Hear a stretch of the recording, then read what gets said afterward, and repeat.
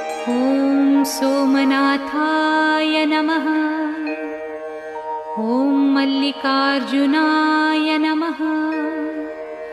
ॐ महाकालेश्वराय नमः। ॐ ओंकारेश्वराय नमः। ॐ वैद्यनाथाय नमः।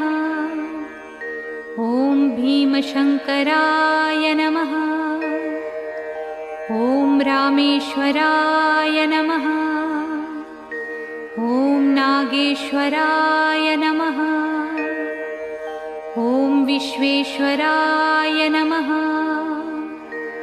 ॐ त्र्यंबकेश्वराय नमः।